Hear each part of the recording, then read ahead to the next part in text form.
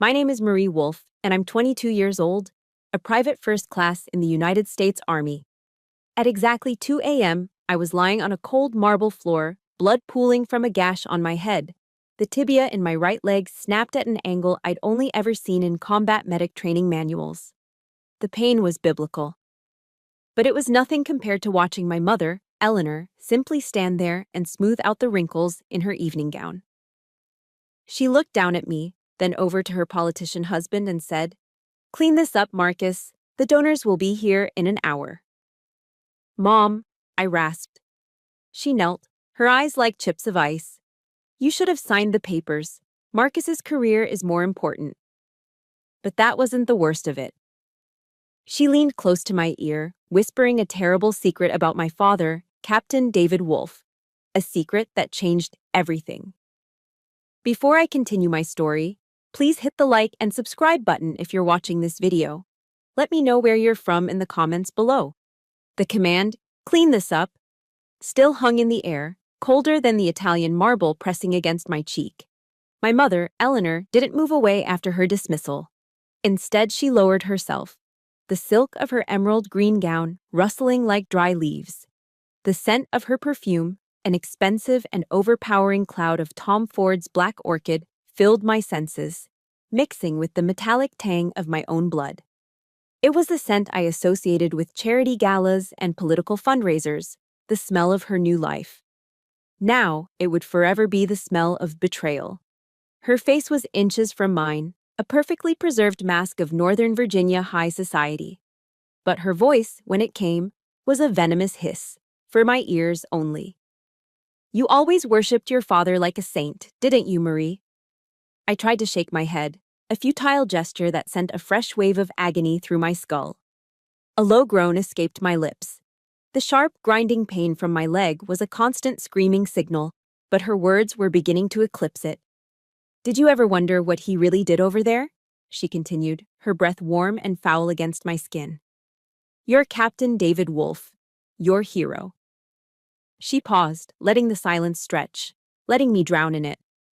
"He wasn't the hero you think he was. He was just as selfish as any other man. That trust fund he left you, that memorial fund you're so proud of." Her eyes narrowed, and in them, I saw a flicker of something truly evil. Triumph. "That was his penance money," she whispered, the words landing like precise, surgical strikes. "Penance for what he did to your grandmother and me." Each word was a new fracture, not in my bones, but in the very foundation of my soul. Penance money. The two words echoed in the sudden, cavernous silence of my mind, shattering everything I'd ever held sacred. For a moment, the physical pain vanished, replaced by a horrifying, hollow coldness that spread from my chest outwards. My world didn't just crack, it atomized. Captain David Wolfe, the man who taught me how to read a compass and how to stand at attention. The man whose dress blues hung in a protected garment bag in my childhood closet like a holy relic. The man whose framed photo, the one of him awarding me my first sharpshooter badge, sat on my nightstand at the barracks. That man, my North Star, my definition of honor, was suddenly gone.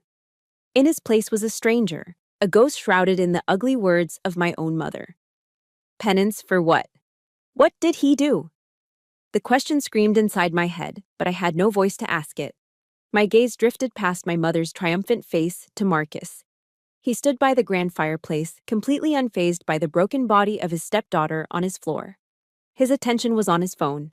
He wasn't calling for an ambulance. He was making a different kind of call.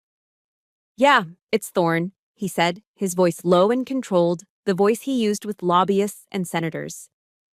"We have a situation here at the house. A family matter. I need it handled quietly." "Yes, a domestic disturbance. She had an episode. Unstable.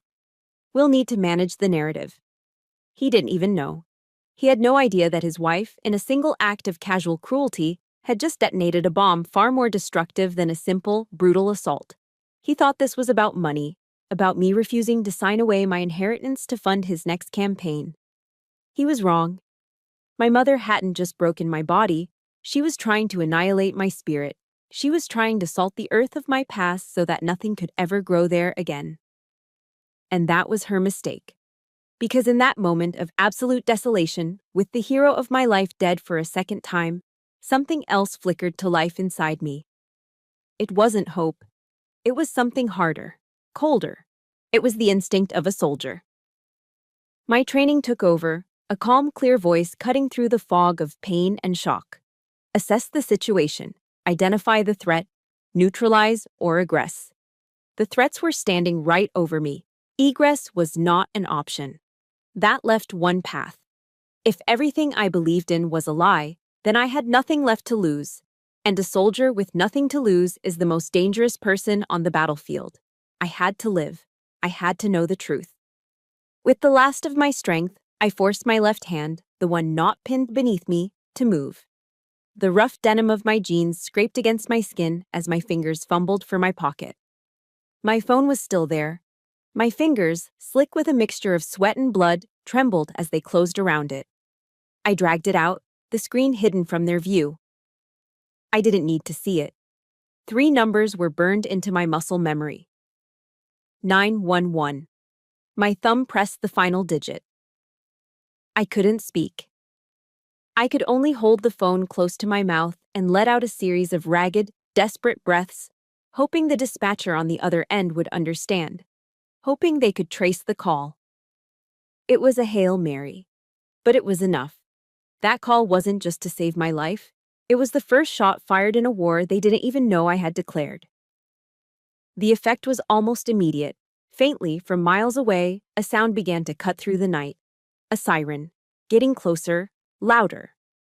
Marcus's head snapped up. His smug political mask melted away, replaced by raw panic. "What did you do?" he hissed, his eyes locking onto the phone in my hand. "You bitch!" He lunged for it, but it was too late. The sound was undeniable now, a piercing wail splitting the manicured silence of our wealthy Virginia suburb. Eleanor stood frozen, her face a ghastly shade of white. The mastermind who had everything planned, the woman who had just tried to poison her own daughter's soul, had made a critical miscalculation. She had underestimated her target. She didn't understand that when you corner a wolf, it doesn't die quietly. It bites back. The flashing red and blue lights of a police cruiser swept through the floor-to-ceiling windows, painting the room in frantic strokes of color. They danced across their horrified faces, illuminating their shock, their fear, their absolute ruin. It was the last thing I saw before the darkness finally took me, and in that darkness, a new image formed. Not my mother's face, not Marcus's. It was my father's face, smiling from an old photograph. But now a shadow was creeping across it, a dark stain of doubt, turning the face of my hero into the face of a stranger. I woke up to the smell of antiseptic and bleach, a sterile scent that could only belong to a military hospital. My world was a landscape of white. White sheets, white walls, white ceiling tiles. A dull, throbbing ache radiated from my right leg, which was encased in a heavy plaster cast and suspended in the air by a web of pulleys and weights. It was a clean, manageable pain. Distant. Nothing compared to the storm raging inside my head. The physical injuries were a footnote. The real wound was the one left by my mother's whisper. Penance money. The words played on a loop, a ghost in the machine of my mind. They had followed me from the cold marble floor into the sterile silence of this room at Walter Reed. My eyes drifted to the wall opposite my bed. Someone, probably a well-meaning nurse, had taped up a photograph there. It was from the day I graduated from basic training at Fort Jackson. My dad was hugging me, his arms strong around my shoulders, his face beaming with a pride so bright it felt like it could light up the world. I was grinning, my face flushed with exhaustion and triumph, my uniform still stiff and new. For years, that photograph had been my proof of worth, my touchstone. Now, staring at it, I saw something different. I saw a stranger wearing my father's face. The pride in his eyes now seemed practiced. The smile on his lips felt like a carefully constructed mask. Was it real? Or was he hiding something behind that perfect, heroic facade? The question was a poison, seeping backward in time, tainting every memory I held dear. The archive of my life was being corrupted. one precious file at a time. My mind drifted away from the sterile room, floating back to a cool autumn morning on Shenandoah Lake. It was our last fishing trip, just a few weeks before his final deployment.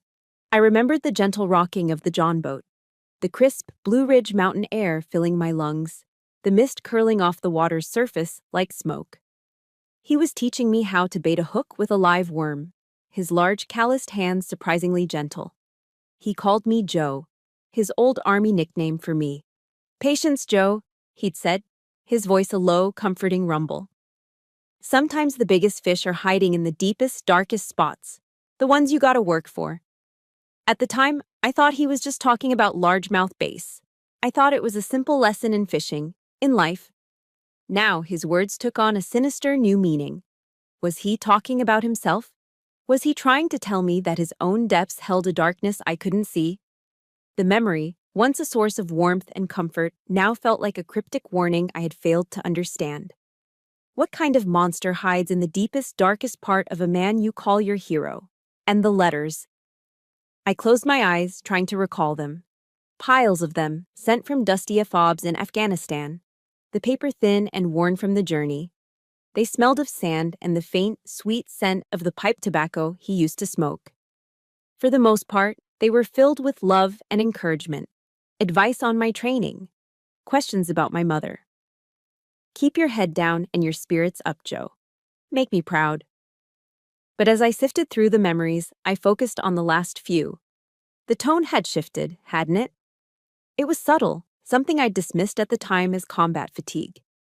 The handwriting was a little less steady. The words were heavier, wearier. There was a sense of remorse. A thread of apology woven through the usual fatherly advice. One line, from his very last letter, now screamed at me from the past. There are things a man does for his country, and things he has to live with for himself. I hope you'll understand someday. My mother and I had read that line together in our quiet kitchen. She had sighed and said, "The war is taking its toll on him." We had both chalked it up to the crushing weight of command. But were we wrong? Were we so blinded by our adoration for Captain David Wolfe, the hero, that we missed the confession of David Wolfe, the man? Was he trying to prepare us for a truth he never got the chance to tell? Then my thoughts turned to her, my mother, Eleanor Wolfe Thorne. I conjured the image of her at my father's funeral at Arlington. She stood so tall, a pillar of dignified grief in a black dress, accepting the folded American flag from the honor guard. Her stoicism was legendary. She was the perfect Gold Star widow, an icon of strength and grace for the entire military community. Everyone admired her. I admired her. How could that woman, the woman who bore her grief with such profound honor, be the same creature who stood over my broken body and smoothed her dress? The same monster who used my father's memory as a weapon to destroy me? Which one was the mask? The grieving widow or the cold-hearted socialite? Was her whisper the bitter truth, a secret she had carried for years? Or was it just another lie, a piece of ammunition carefully chosen to manipulate me into signing those papers for Marcus? I was trapped between two realities, two versions of the parents I thought I knew. I was adrift in a sea of broken memories, with no land in sight. Everything was a question. Nothing was certain. I realized then, with a chilling clarity, that before I could ever fight Marcus and his lies, I had to fight a much harder battle. I had to fight the ghosts that now haunted my own past. A soft knock at the door pulled me from my thoughts. A Navy corpsman, a young woman with kind eyes, came in to check my vitals. She smiled gently as she adjusted my IV drip. "You're a tough one, Private," she said softly. "Took a real beating, but you're stable. You're strong, a real fighter." Her words were meant to be a comfort, a compliment, but they landed like a punch to the gut. A fighter? I thought, as she bustled out of the room, leaving me alone with the silence again. I don't even know what I'm fighting for anymore. The question lingered long after the corpsman left. What am I fighting for? In the days that followed, the answer became brutally clear. I was fighting for my own sanity, on a battlefield far more insidious than any I had trained for. While my leg was slowly healing in the sterile confines of Walter Reed, Marcus Thorne had launched a second offensive. It started with the DC tabloids. Anonymous sources close to the family began feeding them a carefully crafted narrative. I'd be scrolling through the news on my phone, and there it would be, a headline designed to plant a seed of doubt. Politico's stepdaughter in disturbed home incident. They never printed outright lies, just poisonous suggestions. They painted a picture of a troubled young soldier, struggling with the psychological aftermath of service, who had overreacted during a heated family dispute over finances. They called me the unstable daughter. Marcus, of course, was portrayed as the patient stepfather, trying to get her the help she needs. He was weaponizing my service against me, twisting the uniform I wore with honor into a symbol of mental instability. Every sacrifice I'd endured for my country was now being used as evidence to discredit me. Then came the legal battle. It was a slow, grinding war of attrition. Marcus's high-priced lawyers filed motion after motion to delay the proceedings. Their primary tactic was to attack my credibility, filing a formal request for a full psychiatric evaluation. They wanted to put my mind on trial, not my stepfather's actions. The interviews with the detectives were the worst. There was a subtle, corrosive skepticism in their questions. One of them, a detective with tired eyes, leaned forward in the uncomfortable hospital chair. "Ms. Wolfe," he said, calling me Ms. instead of private, subtly stripping me of my military identity. "In your statement, you said the argument was escalating. Why didn't you just leave?" I stared at him, my throat tight. It was my home. Where was I supposed to go? "You've had combat training, correct?" Another detective chimed in. "How did you end up with such a severe injury if you're a trained soldier?" They didn't get it. They couldn't understand that the most dangerous enemy isn't the one you see coming from a mile away. It's the one who has shared meals with you.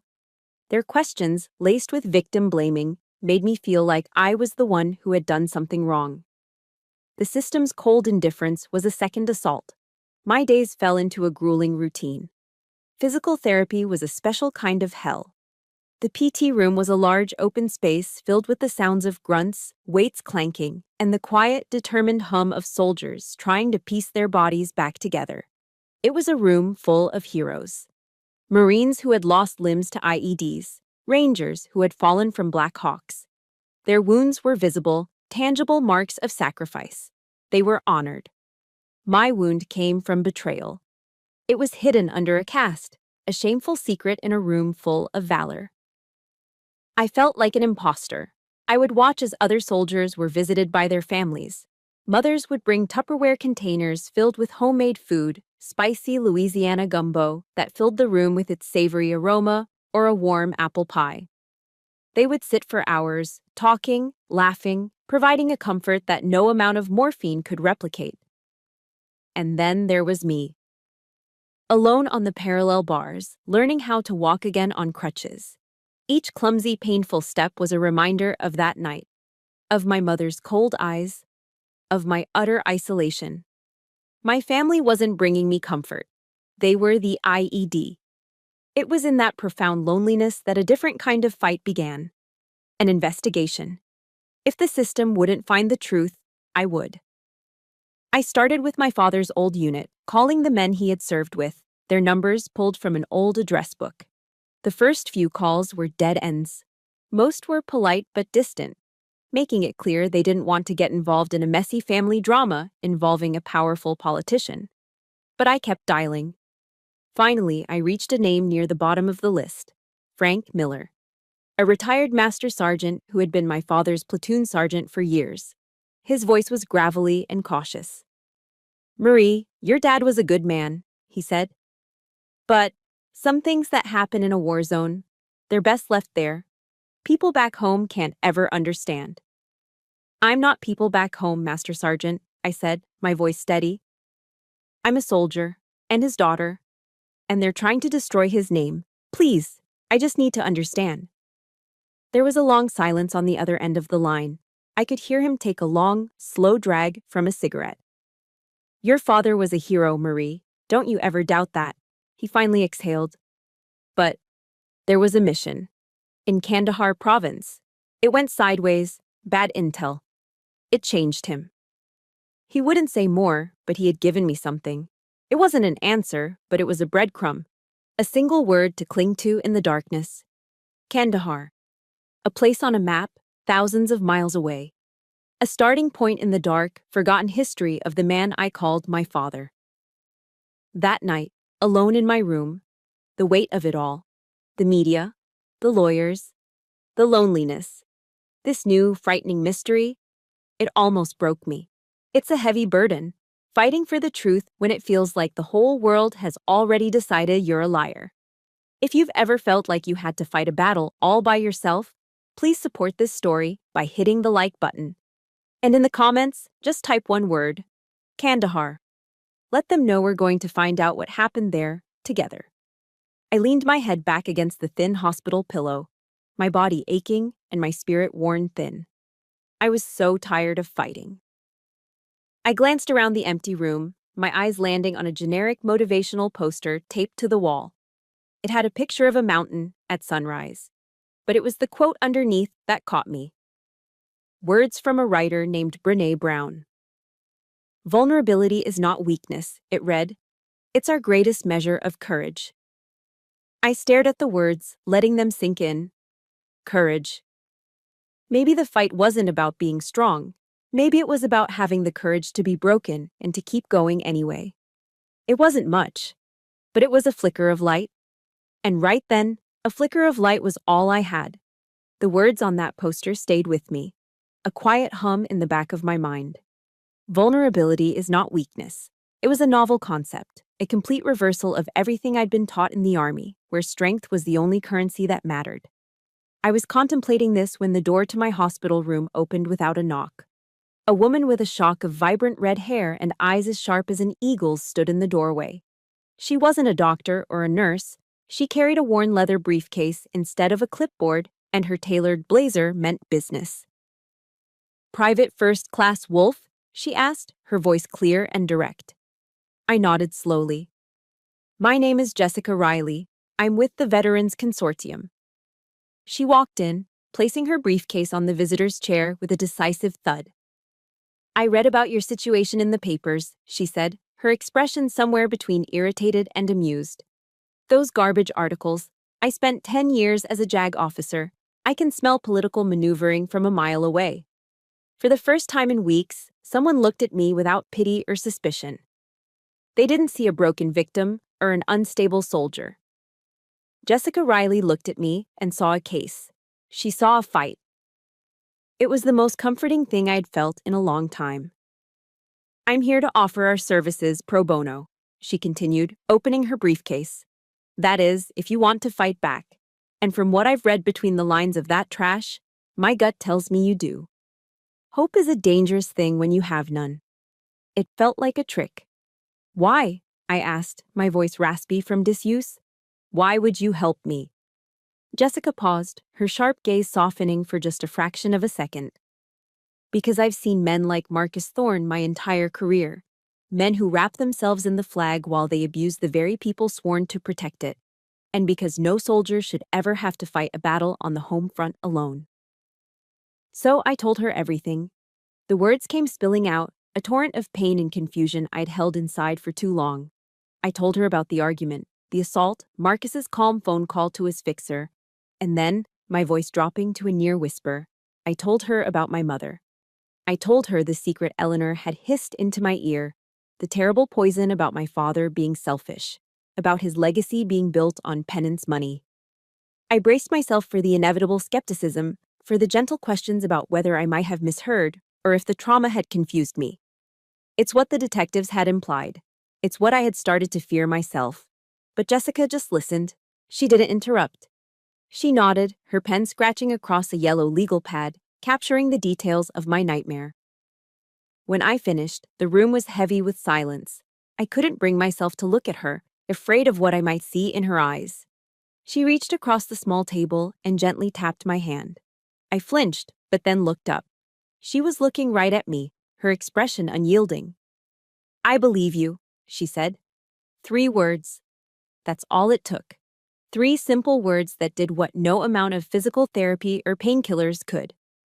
They began to set the fractured pieces of my spirit back into place. A wall of ice I didn't even know I'd built around my heart cracked and then shattered.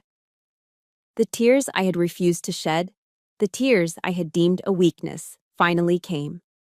They weren't tears of sadness or self-pity. They were tears of pure, unadulterated relief. Jessica became more than my lawyer.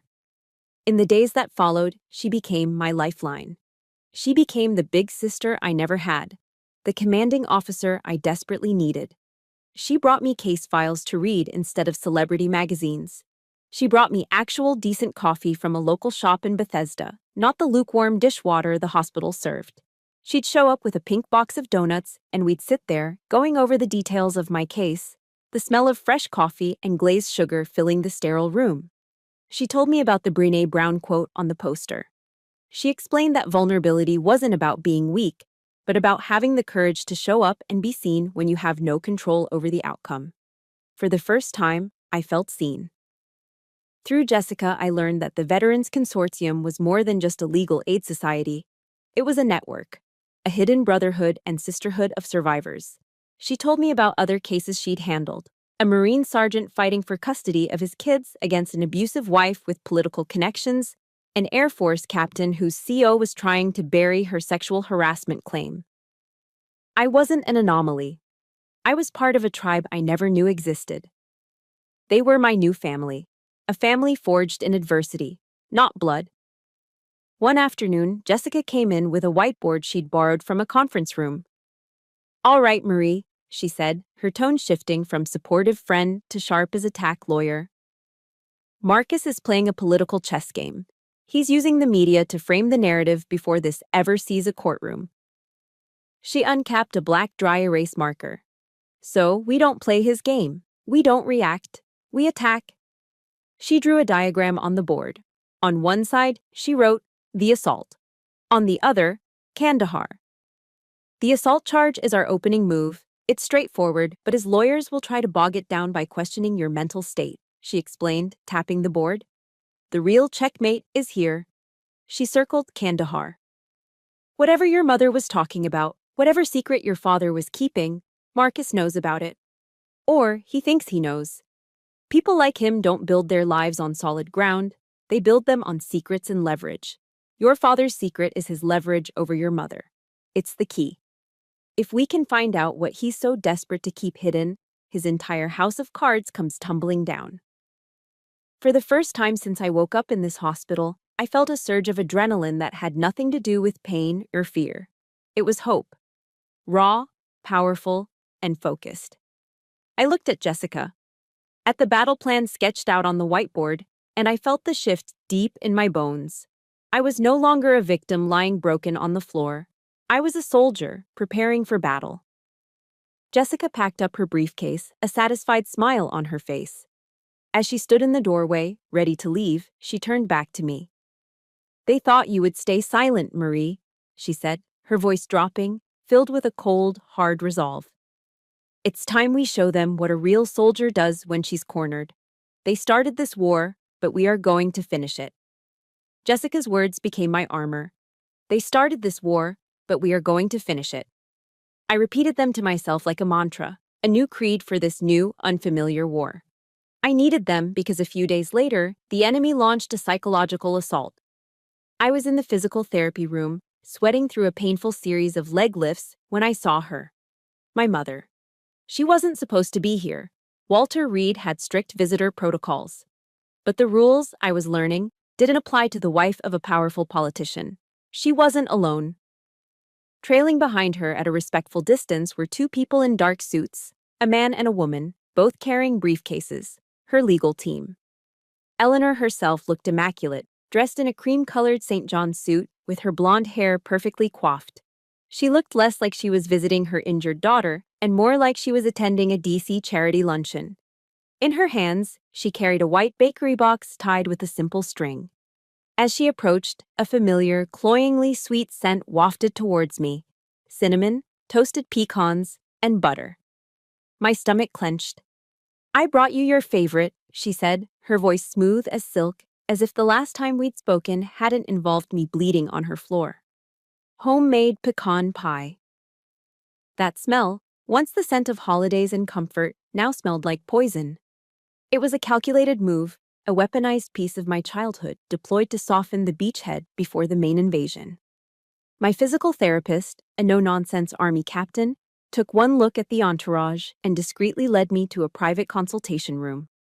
We sat across from each other at a small, sterile table. Eleanor placed the pie between us like a peace offering. She didn't ask about my leg. She didn't mention the cast, the crutches, or the pain that was a constant fire just beneath my skin. Instead, she began to talk about the future of our family. She spoke of how stressed Marcus had been, how this whole unfortunate incident was just a terrible misunderstanding. She talked about the mistakes that everyone makes. She was gaslighting me, trying to rewrite history, to paint a picture of a normal family spat that had simply gotten out of hand. I stayed silent, my hands clasped in my lap, letting her spin her web of lies. This wasn't my mother. This was Marcus's ambassador. Then came the offer. The real reason for her visit. Marcus is prepared to be very generous, Marie, she said, her voice dropping into a conspiratorial tone. If you agree to drop this lawsuit and sign a non-disclosure agreement, he will not only cover all your medical expenses, but he will also enroll you in a top-tier residential therapy program, somewhere quiet in the countryside. And of course, there will be a substantial financial settlement to compensate you for your trouble. She leaned forward, her perfectly manicured hand reaching for mine across the table. Think of it, darling, she cooed. This can all go away. Everything can go back to how it was. We can be a family again. A family. The word was obscene coming from her lips. I pulled my hand back, tucking it safely under the table. The armor of Jessica's words held firm. I was no longer the confused, heartbroken girl in the hospital bed. I was a soldier, and I recognized the tactic. She was probing my defenses, looking for a weakness. I looked her directly in the eye. I didn't raise my voice. I didn't let the rage I felt show. I simply asked one quiet question. What's the secret in Kandahar? The transformation was instantaneous and terrifying. The mask of the concerned mother didn't just crack, it vaporized. The warm, gentle smile vanished, replaced by a cold, hard line. Her eyes, which had been feigning sympathy, turned to chips of flint. This was the real Eleanor, the one I'd seen on the night of the attack. I have no idea what you're talking about, she snapped, her voice as sharp and brittle as breaking glass. That lawyer of yours is filling your head with nonsense. You are selfishly tearing this family apart over nothing. There it was, the pivot. When seduction failed, she defaulted to blame. She had played her hand, and I had refused to fold. I had seen the monster behind the mask, and now she knew I had seen it. The meeting was over. Her lawyer, the man in the suit, stepped forward as if on cue. But I wasn't looking at him. I was looking at my mother, seeing her for who she truly was. A woman so terrified of losing her status, her security, that she would sacrifice her own daughter to protect it. She stood to leave, gathering her purse and her composure. At the door, she paused and turned back, her face a carefully arranged portrait of disappointment. Your father would be so disappointed in you, Marie, she said, her voice dripping with false sorrow. He was a man who valued family above all else. He always wanted to protect us. She let the words hang in the air for a moment. Don't do something you'll live to regret.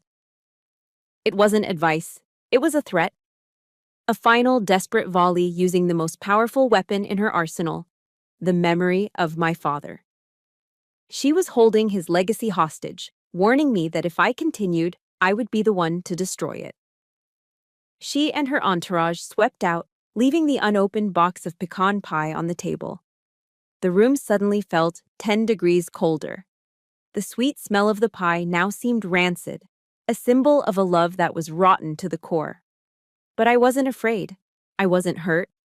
The ice in my veins had been replaced by a slow-burning fire.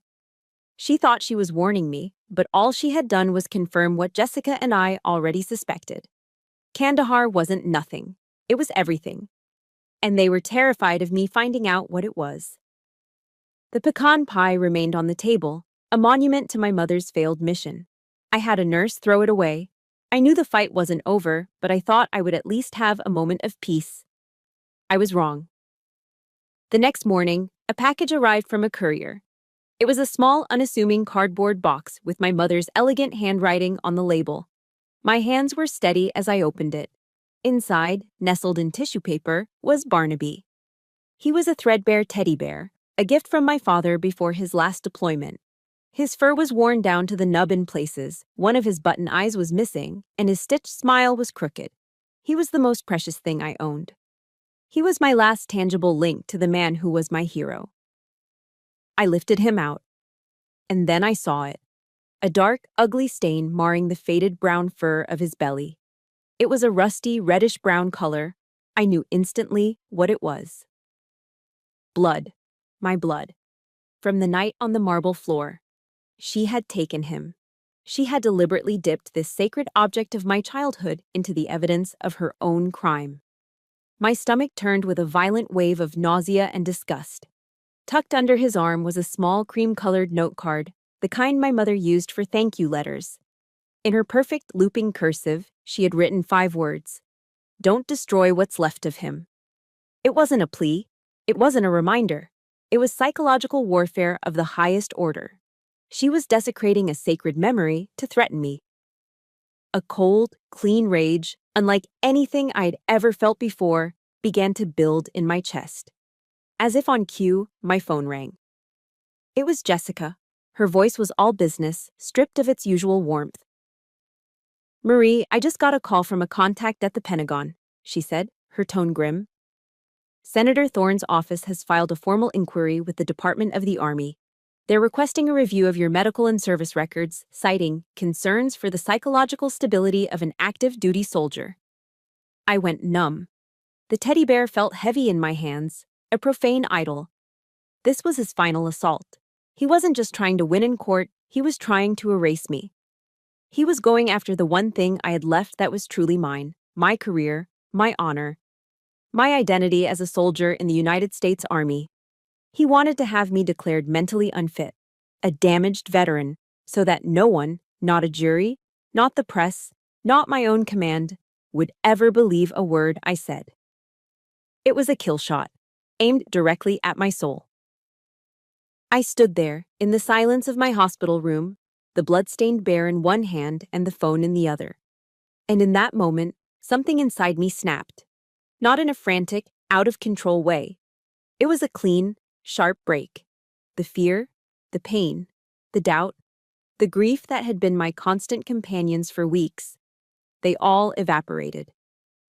All that remained was a chilling, absolute clarity. The words came to me then, unbidden, echoing in my mind as clearly as if they were being called out on a parade ground. The words I had spoken with a raised right hand when I was 18 years old. The oath of enlistment. Will support and defend the Constitution of the United States against all enemies, foreign and domestic. Domestic. The word struck me like a physical blow. Marcus Thorne. A man who used his power to silence and abuse. A man who hid his corruption behind a flag pin and patriotic speeches. He wasn't just my stepfather. He was a domestic enemy. He was a threat to the very principles of honor, truth, and justice that my father and now I had sworn to defend. This was no longer a family dispute. This was a matter of duty. Jessica, stay on the line, I said, my voice low and even. With my free hand, I pulled up my contacts and found his private number. My thumb was rock steady as I pressed the call button. He answered on the second ring, his voice oozing a smug, condescending concern. Marie, I'm glad you called. I hope you've had time to think things over. I cut him off. There was no rage in my voice, only ice. Listen to me very carefully, Senator, I said. The title was a deliberate choice, a weapon to establish the new terms of our engagement. You just made a fatal mistake. There was a surprised silence on his end. I continued, my words measured and precise, each one a perfectly aimed shot. You attacked a soldier of the United States Army. You defiled the legacy of a fallen officer to blackmail his daughter. This was never about the money, and you know it. This is about honor. And I swear to you, on the memory of the man you are trying to tarnish, that I will use everything I have and everything I am to expose you for exactly what you are." I paused, letting the weight of my promise settle in the silence. The game is over. And before he could form a single syllable of a reply, I ended the call. My heart was hammering against my ribs, not from fear, but from a wild, exhilarating sense of liberation. The line had been drawn. The battle was joined. I had made my stand. If you believe that a soldier's honor is worth fighting for, hit that like button right now. And in the comments, I want you to write the 2 words that changed everything for me. Domestic enemy. Let's show them we're not backing down. I immediately switched the call back to Jessica. My voice was calm, my mind clear for the first time in weeks. The path ahead was dark and dangerous, but for the first time, I could see it. "Jessica," I said, my tone leaving no room for argument. "It's time, no more defense. Tell me what I need to do." My call with Jessica after I'd hung up on Marcus was short and to the point. The rage from that moment had cooled, solidifying into something much more useful. Purpose. Jessica's law office in downtown DC became our war room. My physical therapy was progressing, and I could now get around on crutches well enough to spend my days there, amidst towers of law books and the constant hum of the city. One entire wall of her office was a large whiteboard. It soon became a chaotic map of our strategy, covered in timelines, names, and arrows drawn in red and black marker. "Marcus is too smart to leave a clean paper trail on his finances," Jessica said one afternoon, tapping the board with a pen. "He's a politician.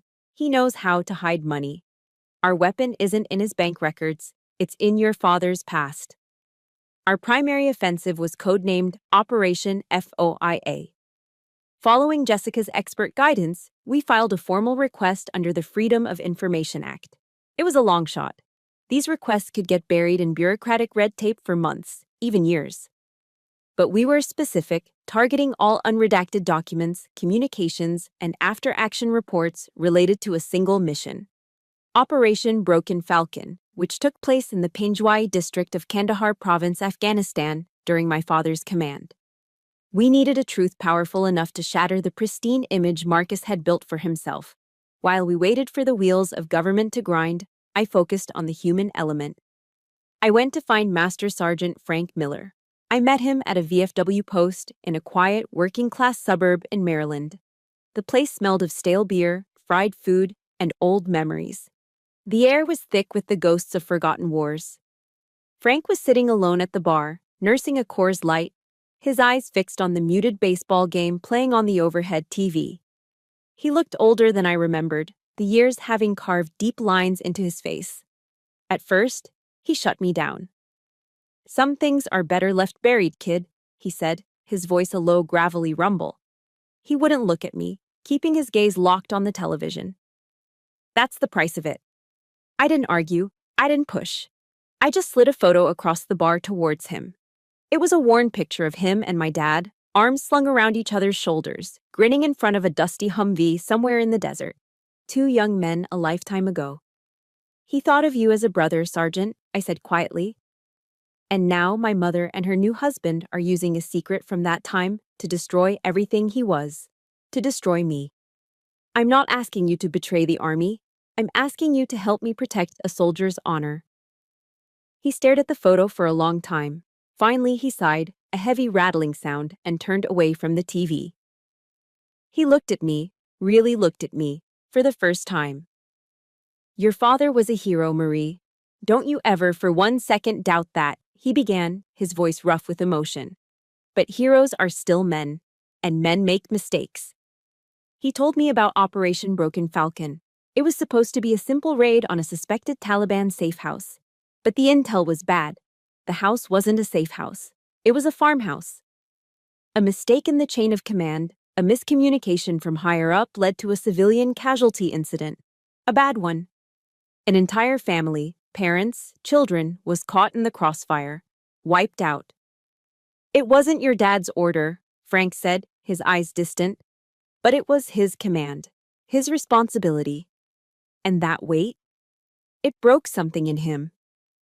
He spent the rest of his tour trying to make it right, quietly, using his own pay to help what was left of that family's village. My mother's words echoed in my head. Selfish, penance money. She had twisted his private act of atonement into a selfish betrayal against her. The truth was so much more painful and so much more noble than her vicious lie. The fund, I whispered, the realization dawning on me. The memorial fund he left me. It wasn't penance for leaving us. It was for them. Frank just nodded slowly, his eyes sad. He told me there was a young specialist in their unit, a communications guy who had documented the entire incident on a personal hard drive. Interviews, photos, the works. The kid was later honorably discharged, shaken by what he'd seen. And then Frank gave me the final piece of the puzzle. The piece that connected the past to the present. This specialist, after he got out, he did a stint in private security to make ends meet, Frank said, taking a final swallow of his beer. He worked on the security detail for some up-and-coming local politician in Northern Virginia. He paused, looking me straight in the eye. A guy named Marcus Thorne. The air left my lungs. The noisy VFW hall seemed to go silent. An icy chill spread through my body, cold and sharp.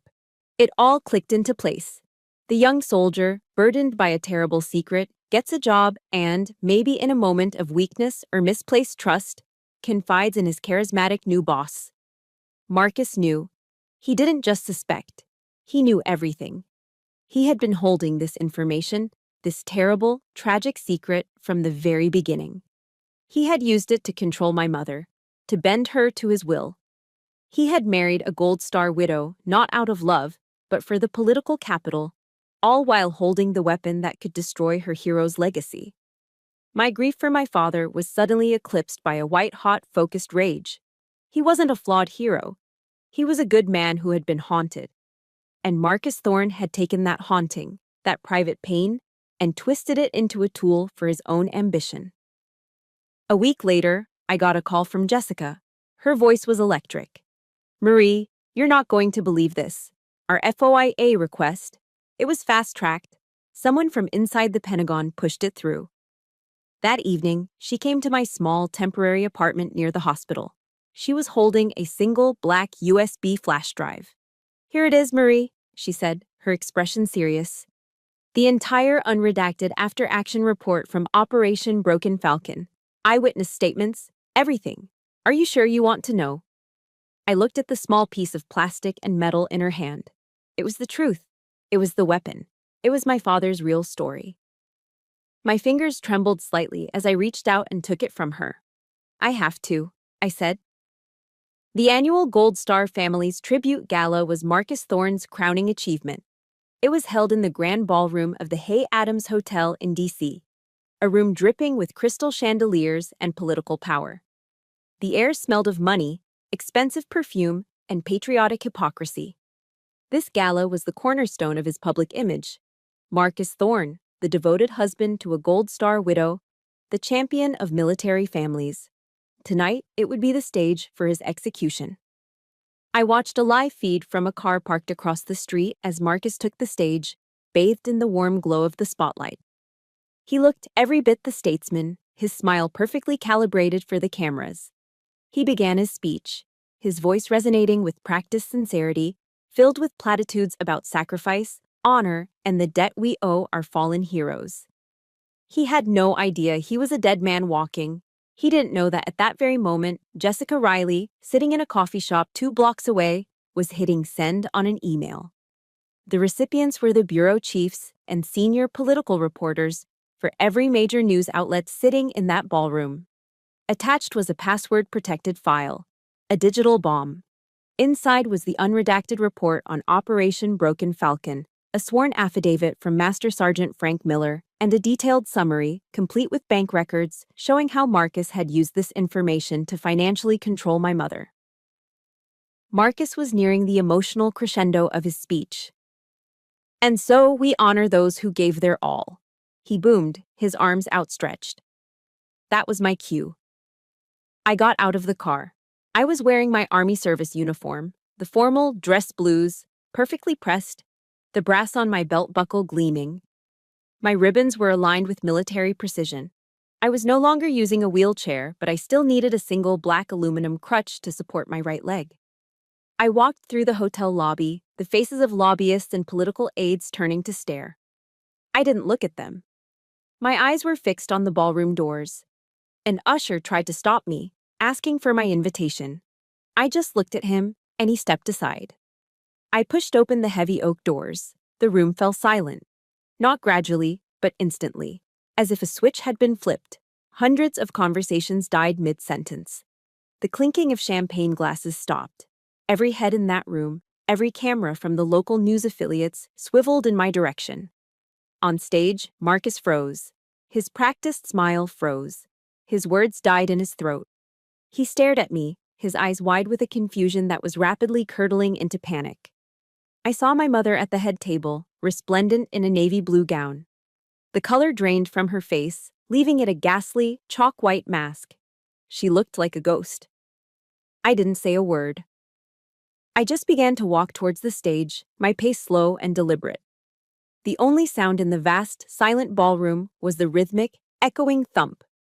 Click, thump, click, of my crutch and my good foot on the polished marble floor. It was the sound of a clock ticking down. It was the sound of a fuse burning. I stopped at the foot of the stage, my eyes locked on Marcus. I didn't have to say anything. Jessica's bomb had a timer.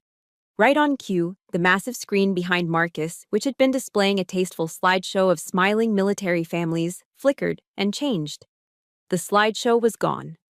In its place, a single audio file appeared, its waveform pulsing like a heartbeat. Then, his voice filled the ballroom, amplified by the state-of-the-art sound system. I hope you've had time to think things over. It was the recording of my final call with him. His smug, condescending tone was unmistakable.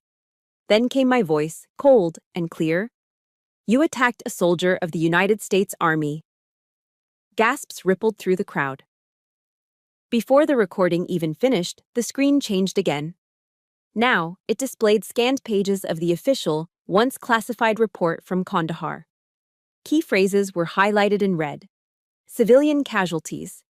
Error in command chain. Collateral damage assessment. At the same instant, a new sound filled the room. A synchronized vibration. It was the phones of every journalist in attendance, buzzing and lighting up with the notification of Jessica's email. The password was simple. Kandahar. Marcus's empire was collapsing in real time, on live television. He finally broke from his paralysis, frantically waving at the audio-visual technicians at the back of the room. "Shut it off! Shut that off now!" he yelled, his voice cracking, the statesman's mask completely gone. But it was too late. The screen changed one last time. It now showed a video. A pre-recorded deposition of a man in his early 40s, his face etched with a pain that time had not erased. It was the communications specialist from my father's unit. "My name is Kevin Price," he said, his voice quiet but firm. "And I need to tell you what really happened during Operation Broken Falcon, and how Senator Thorne used that information against Captain Wolf's family." The quiet murmurs in the ballroom erupted into a roar. Reporters were scrambling, shouting questions, their phones held up to record the chaos. Marcus stood on stage, blinking in the spotlights, a cornered animal. He grabbed the microphone, stammering, This is a disgusting, politically motivated attack, a smear campaign." But no one was listening. His words were just noise, drowned out by the thunder of the truth. I turned my gaze from him and looked at my mother. I searched her face for any sign of remorse, any flicker of the woman who had raised me. I found none. I saw only the raw, animal terror of a person who had just lost everything: her status, her security, her carefully constructed world. And me? I didn't feel the triumphant thrill I had expected. There was no joy, no satisfaction, just a profound, hollow emptiness, a cold, quiet calm. I had done what I came to do. I had spoken the truth, not for revenge, but for the record. I had defended the honor of my father, not the flawless legend, but the good, complicated man he truly was. Across the chaotic room, Through the sea of panicked faces and flashing cameras, I saw Jessica standing by a service exit. She was just watching. Our eyes met. She didn't smile. She just gave me one single, solemn nod. The battle was over. The fall of the House of Thorn was swift and total. In the days following the gala, Marcus was arrested, his perfect public image incinerated in a firestorm of media coverage. He faced a litany of federal charges, from assault and witness tampering to financial crimes connected to his campaign. His political career wasn't just over, it was scorched earth. My mother, Eleanor, as an accomplice, was also charged. The beautiful Northern Virginia mansion, the stage for my assault, was seized by federal agents, its grand entrance cordoned off with yellow crime scene tape. The empire they had built on my pain and my father's secret had crumbled to dust overnight. The press painted me as a hero, a brave soldier who had exposed a corrupt politician. They called me courageous, a whistleblower. But I didn't feel like a hero. I just felt empty. The adrenaline of the fight had faded, leaving behind a deep, profound exhaustion. Winning a war, I was learning, feels a lot like surviving a shipwreck. You're alive, but you're left shivering on a desolate shore, surrounded by the wreckage of everything you once knew. A few months later, after Marcus had been denied bail and my mother had pleaded to a lesser charge, I received a letter with a county jail postmark. It was from her. She wanted to see me. Jessica advised against it. You don't owe her anything, Marie. You don't need her closure to move on. She was right, but I knew I had to go. This wasn't for her. It was for me. I needed to be the one to officially close the book on that chapter of my life. I met her in the visitor's room at the county detention center. It was a cold, soulless place that smelled of disinfectant and despair. We were separated by a thick pane of scratched plexiglass.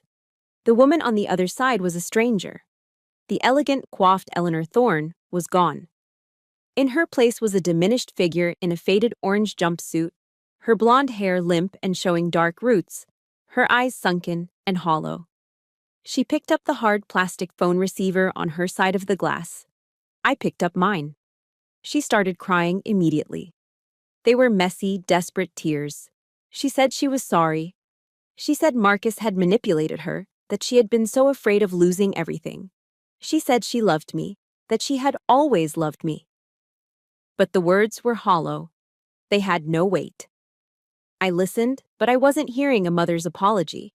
I was hearing the calculated plea of a woman trying to build a case for a lighter sentence. I was no longer her daughter. I was a character witness for her parole hearing in 5 to 7 years.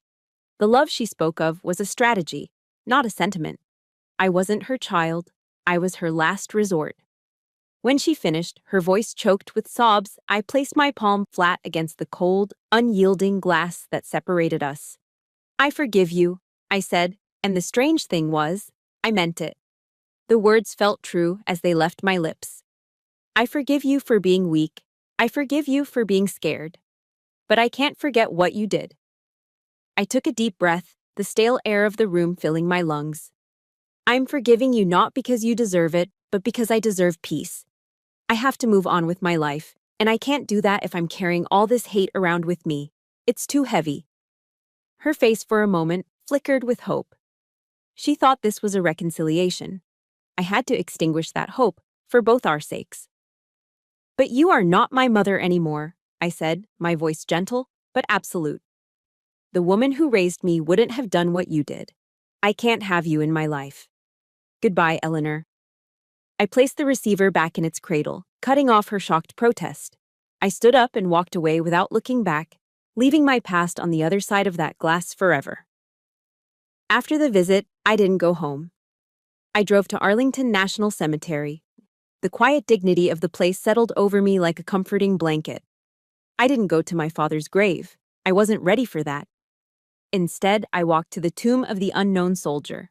I stood there for over an hour, watching the sentinels from the 3rd Infantry Regiment perform their solemn, perfect ritual. 21 steps. Turn and face the tomb for 21 seconds. Turn again. 21 steps. Their movements were flawless, a testament to discipline, honor, and a dedication to something far greater than any one individual. No one knows the names of the soldiers buried there. Their individual stories are lost to time, but their legacy, of ultimate sacrifice, of anonymous service, is immortal. It is a legacy of action, not identity. And I realized my father was the same. The flawed truth of Kandahar didn't erase his sacrifice. It didn't negate the years of honorable service or the love he had for his country and for me. It simply made him human. A good man who carried the heavy burden of a mistake made in the fog of war, and who had tried in his own quiet way to atone for it. His legacy, I finally understood, wasn't defined by the lie my mother told, or even by the complicated truth I had uncovered. It was defined by the entirety of his life. And my legacy would not be defined by what was done to me. It would be defined by what I did next.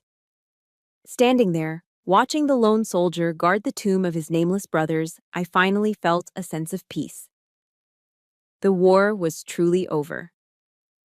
Now I had to figure out how to live in the world I'd fought to create. Standing at the tomb of the unknown soldier, I realized that legacy isn't something you inherit in a will. It's something you build with your life. After my leg fully healed, I stood at a crossroads. I had every reason to take a medical discharge, to leave the army and the painful memories behind, and build a quiet civilian life. Part of me wanted that. But I chose to stay. The army, with all its flaws, was my true family. The brotherhood and sisterhood I had with my fellow soldiers was more real and dependable than the blood ties that had betrayed me. But I couldn't go back to being the same soldier I was before. My path had changed. I applied for officer candidate school. After earning my commission as a second lieutenant, I chose my assignment. I requested to be detailed to the Army's SHARP program, the Sexual Harassment and Assault Response and Prevention Branch. I wanted to become the person I had so desperately needed in the darkest days of my own crisis. Someone who would listen without judgment, who would believe without hesitation, and who would fight for the soldiers suffering in silence. The thick, jagged scar on my right shin was no longer a mark of weakness. It was a map. It was a reminder of my mission. My father's memorial fund, the one my mother had tried to poison with her lies, was still intact. It was a substantial amount of money, but I knew my dad, the real man I had come to understand, would never want me to keep it just for myself. His act of atonement for the people in Kandahar had to become a living legacy, not just a number in a bank account. So, Jessica and I started a new mission together. We used the fund as seed money to establish a nonprofit organization. We called it the Wolfpack Shield. Our mission is simple. We provide free legal services, trauma counseling, and emergency shelter for military spouses and children who are victims of domestic abuse. We fight for the silent victims in a community that prizes strength and often mistakes silence for resilience. We exist to be the shield for those who feel defenseless against an enemy living inside their own home. I'll never forget our first case. A young woman, the wife of a decorated officer, came to our small office in Arlington. She had a faint purple bruise on her cheekbone, skillfully hidden under a thick layer of concealer. Her hands trembled in her lap. She was terrified, and she kept repeating the same phrase over and over. "I don't want to ruin his career." It was the mantra of the abused, the chain that kept them shackled to their tormentors.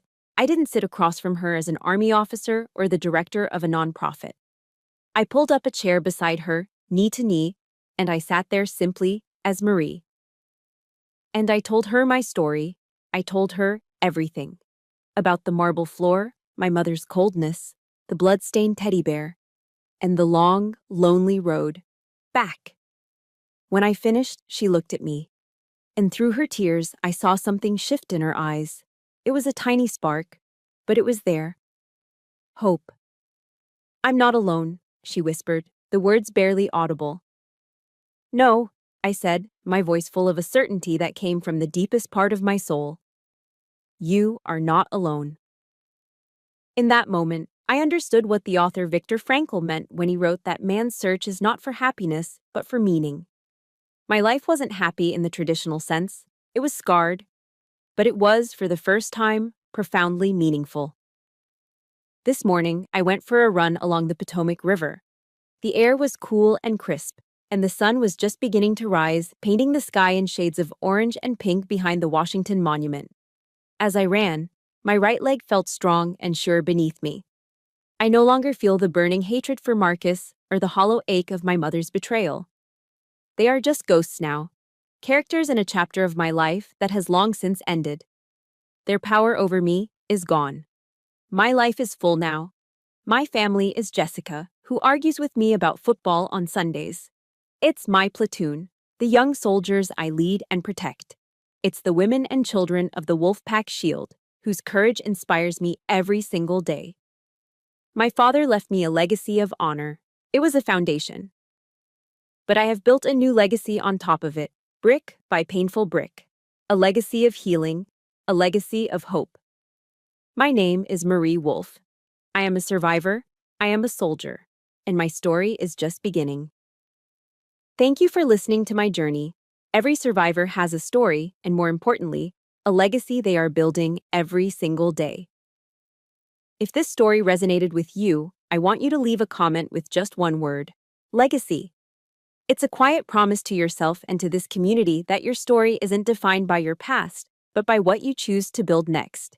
Please like this video to help it reach others who might need to hear they are not alone, and subscribe for more stories of strength and survival. Stay strong,